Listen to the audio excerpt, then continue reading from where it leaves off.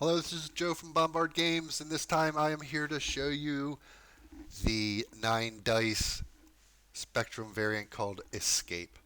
So let's pull out our 9 dice. We got our 4, whoops, we got our 4 D6s. We got our 5 D12s.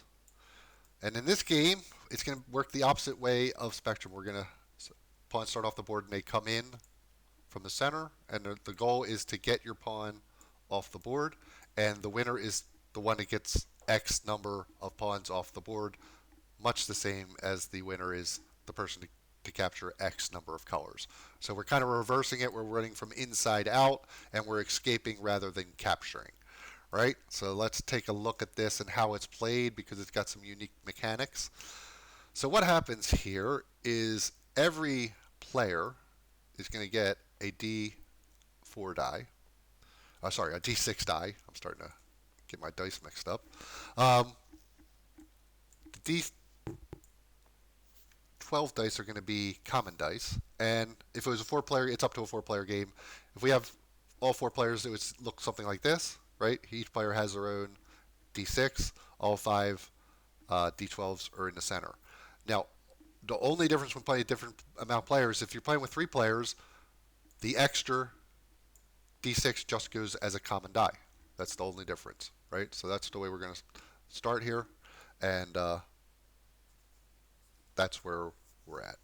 So this is called the D6 round, and this is the first round that will happen. So this is what will happen. All three players are going to roll their dice privately. So let's do this, this, and this, and the common dice are all going to be rolled. And once we decide who's first, in this case, let's say this guy. Well, let's make him purple. We'll make this person up here orange, and we'll make this person red, just to give them different colors.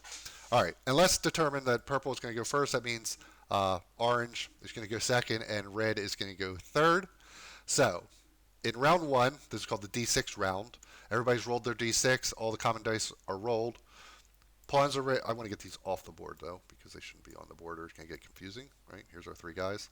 So purple's turn, he may either use his common die, or sorry, his personal die, and move into red one spot. It's always ones here. There's no multiples. Let's get some of this out of the way. Right? So he can move right like that, and that's his move. Or instead of using his roll die, he may use any of the common dice as his move. So, for example, maybe he wants to move in blue-purple. He would choose this die. He would move once in blue-purple, and that would be his move. The blue-purple, whatever die he uses is now out of play, and we'd move to the orange person's turn. The orange person would now have his choice of either moving a pawn into blue, or using one of the common dice. And here's the first mechanic that happens in this game. It's a king of the mountain. So whenever you move into a color or you move a pawn in a color, your pawn immediately takes the lead. So if orange were to choose to move to blue-purple, where purple has just moved to, they simply automatically take the lead. Right? They do not start in the same spot. Whenever a pawn moves in the color that it's already in or comes on the board, it takes the lead spot in the color. So by choosing the same color as purple, orange got to move, in essence, two spots. Right? So let's assume he did that, and that moves out, which leaves our third player, red, to choose their move. All right, now red is basically how he has two choices. He can move in red or he can move in yellow because his own die is red. He's going to have to use that, and the common dice are either red and yellow. So I don't know. I would think you probably want to use yellow, so maybe you have a red later if somebody else uses the red. So let's just see what happens. He says he's going to use the yellow. So he comes in on the first spot on yellow. He's in the board. And now we have the second move of the D6 round, which is whatever move you didn't use in your first one. If you used a common die, you must use your personal die. If you used your personal die, you must use a common die.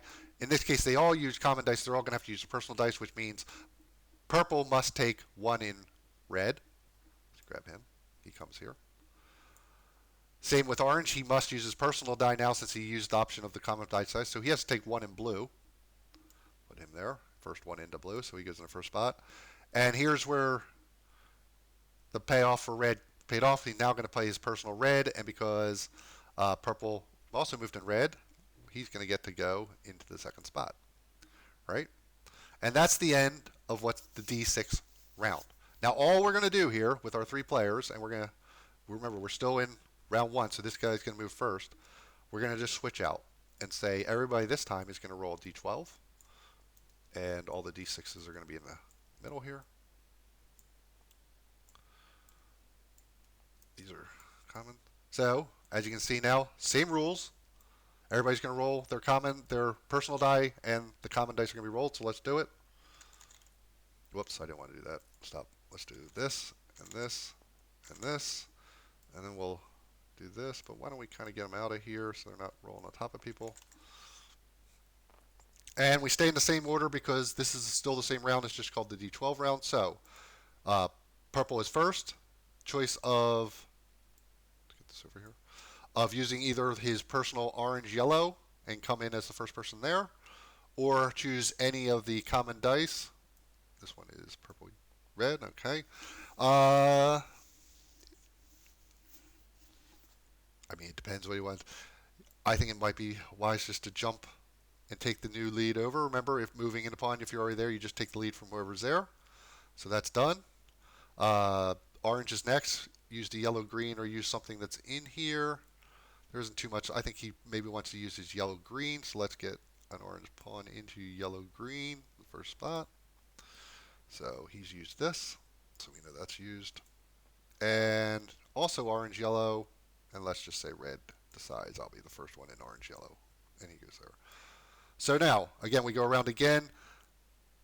Now your options are limited because purple used the common die first. He must use his personal die this time. So he's got to move into orange yellow, which kind of worked out for him. Oh, no, it didn't. Oh, this is why I put this guy in orange red. Sorry, orange yellow. And now it did work out for him, orange red. Right? I made the mistake here. Put him in the wrong color. So he's supposed to be here, and then he jumps him. So his move's done. Orange used his personal die first, so now he must use one of the common dice for his second move. I don't think there's nobody's in any of these colors. It would be a matter I'd stay away from orange because if orange picks orange, then most likely red's going to pick orange too and just jump them. So let's say orange decides to go to green, and that eliminates green, and then red says, okay, well, I'll do orange because I'm the last one to go, and that's the end of the round.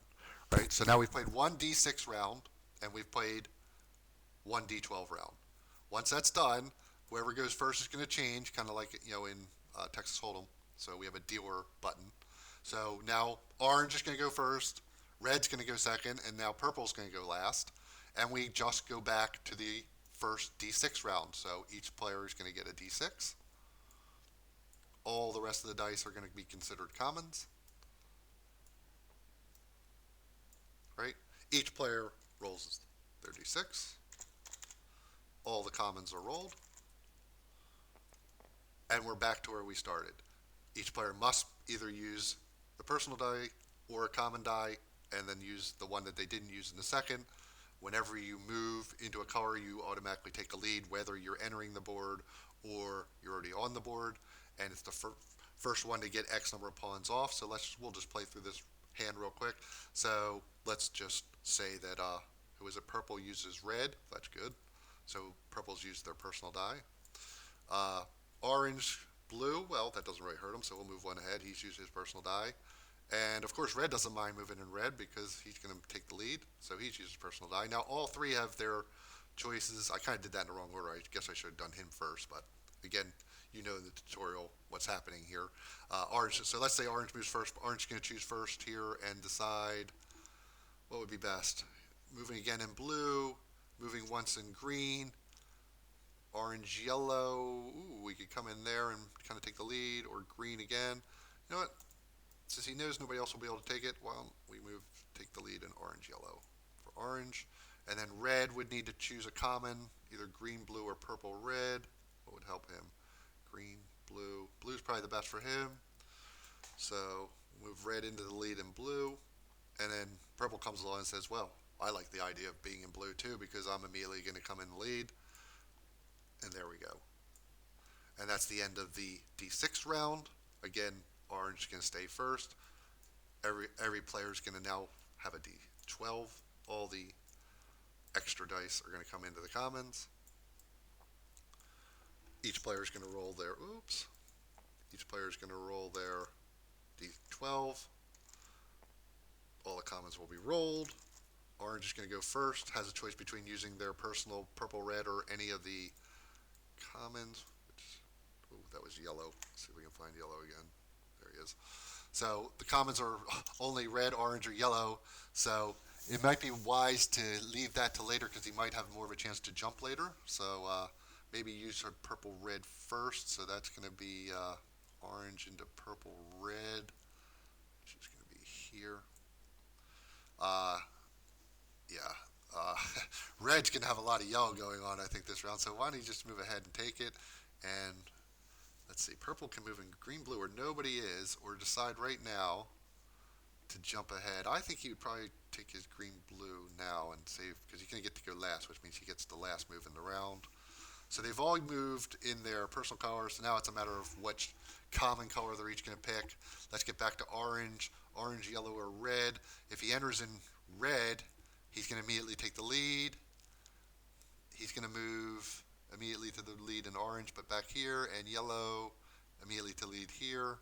But the problem is, no matter what he picks, one of his opponents is going to be able to jump him by taking the other one. So this might be damage limitation as opposed to getting aggressive and saying, let's take a yellow off the board. And now it's red's turn, who would probably either take the yellow or the red to jump ahead. Again, it doesn't matter how far ahead you get because the next person that moves in that color will take the lead. So maybe I'll take the other yellow, let's keep purple out of this whole fight.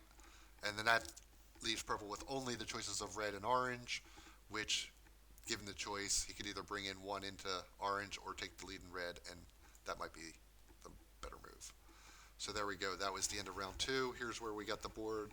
And play will progress, D6 round, D12 round, switching the dice in and out, and until one player escapes enough pawn. Remember, it's always capture the mountain, or king of the mountain, sorry. Whenever you move into a color, you just immediately take the lead. For example, once somebody is here, if the next person that moves is the one who escapes. This is not an escape space, this is still on the board. So you must escape the board. It's the person that gets to that spot, not the star. Okay, so that gives you an idea of how to play the new 9-dice escape, turning Spectrum inside out and bringing a whole bunch of strategy and dice play into effect. So give it a try, let us know what you think of it, and until the next video, happy gaming.